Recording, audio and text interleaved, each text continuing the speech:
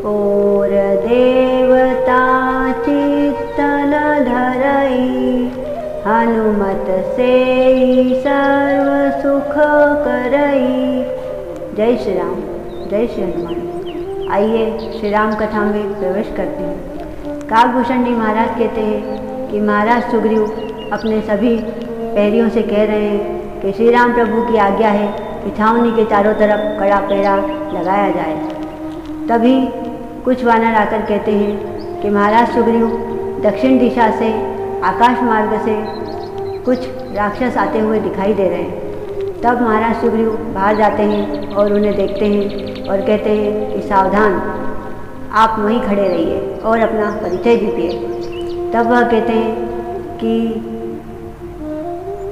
हमारे अनुमान से आप महाराज सुग्रीव हैं। तब वह कहते हैं कि हाँ, मैं ही सुग्रीव हूँ, अब आप अपना परिचय दीजिए। तब वह कहते हैं कि मैं महाराज रावण का छोटा भाई विभीषण हूँ और श्री राम प्रभु की शरण में आया हूँ, उनके दर्शन चाहता हूँ।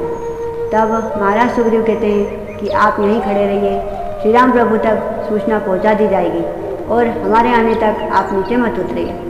तब महाराज सुग्रीव श्री राम प्रभु के पास जाते हैं और उन्हें प्रणाम करके कहते हैं कि प्रभु, महाराज रावण के छोटे भाई आए हैं और वह आपसे मिलना चाहते हैं। पर प्रभु, वह रावण के भाई हैं और शत्रु पक्ष से आए हैं, तो क्या उन्हें यहाँ बुलाना उचित होगा? तब हनुमान जी महाराज कहते हैं कि वह शत्रु पक्ष से आए हैं तो क्या हुआ, बिना जाने हमें किसी के ऊपर संदेह नहीं करना चाहिए, आप उनका नाम बताइए। तब महाराज सुग्रीव कहते हैं कि वह अपना नाम विभीषण बता रहे हैं। तब हनुमान जी कहते हैं कि तब तो शंका के सारे बादल छट गए। प्रभु, मैं विभीषण जी को जानता हूँ, मैं उनसे मिल चुका हूँ और वह बड़े धर्मात्मा और आपके परम भक्त हैं। वह सीता माता को अपनी पुत्री के साथ छुप छुप कर भोजन पहुँचाया करते हैं। तब श्री राम प्रभु कहते हैं कि मैंने आपकी बात सुन ली, अब आप मेरी बात सुनिए कि जो शरण में आता है मैं उसे कभी लौटाता नहीं हूँ। वह मेरी शरण में आए हैं, इसलिए आप उन्हें लेकर आइए।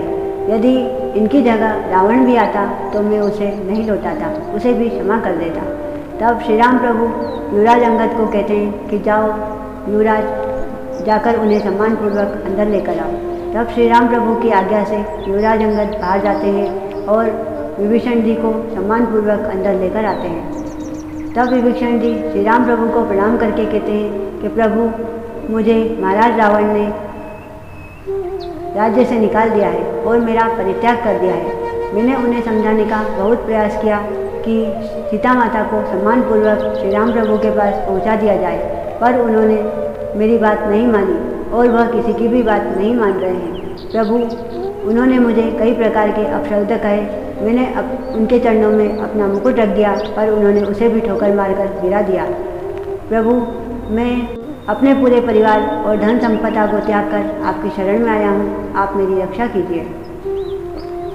तब श्री राम प्रभु कहते हैं कि आप शत्रु को त्याग कर हमारी शरण में आए हैं, सो आप हमारे मित्र हैं। श्री राम प्रभु विभीषण जी को मित्र और लंकेश की संज्ञा देकर कहते हैं कि मित्र लंकेश, आसन ग्रहण कीजिए। तब विभीषण जी कहते हैं कि प्रभु, इस समय तो महाराज रावण लंकेश है, फिर आपने मुझे लंकेश की संज्ञा क्यों दी? तब श्री राम प्रभु कहते हैं कि विभीषण जी, रावण तो कुछ ही समय के लिए लंकेश है, आने वाले समय में आपको ही कार्यभार संभालना है। तब विभीषण जी कहते हैं कि प्रभु, आप त्रिकालदर्शी हैं, आते समय मेरी माता ने भी मुझसे यही कहा था। तब श्री राम प्रभु कहते हैं कि विभीषण जी, आपका रावण ने मुकुट ठोकर मारकर गिरा दिया है, हम आपको राज मुकुट पहनाएंगे और आपका राज्याभिषेक करेंगे। तब श्री राम प्रभु महाराज सुग्रीव से कहते हैं कि महाराज सुग्रीव, आप समुद्र का जल मंगवाइए, उसमें समस्त तीर्थों के जल का समावेश है। तब श्री राम प्रभु लक्ष्मण जी से कहते हैं, जाओ लक्ष्मण, छावनी के मध्य में राज्याभिषेक की तैयारी करो। तब श्री राम प्रभु विभीषण जी का विधि पूर्वक राज्याभिषेक करते हैं। यह दृश्य रावण के गुप्तचर देख लेते हैं और वह जाकर रावण को बताते हैं। कहते हैं कि महाराज रावण, श्री राम ने विभीषण जी का राज्याभिषेक कर दिया है। तब रावण कहता है कि इस प्रकार जल से अभिषेक करने से कोई राजा नहीं बन जाता है, तभी माल्यवान जी कहते हैं कि महाराज रावण, शत्रु को कभी भी कमज़ोर नहीं समझना चाहिए। राम ने ऐसा करके हमारे परिवार में फूट डालने का प्रयास किया है।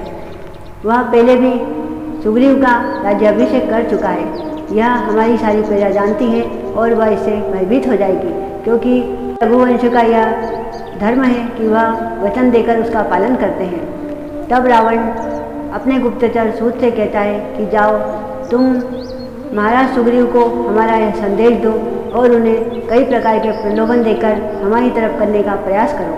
तब रावण की आज्ञा पाकर गुप्तचर सूत श्री राम प्रभु की छावनी में जाता है और महाराज सुग्रीव को कई प्रकार के प्रलोभन देता है।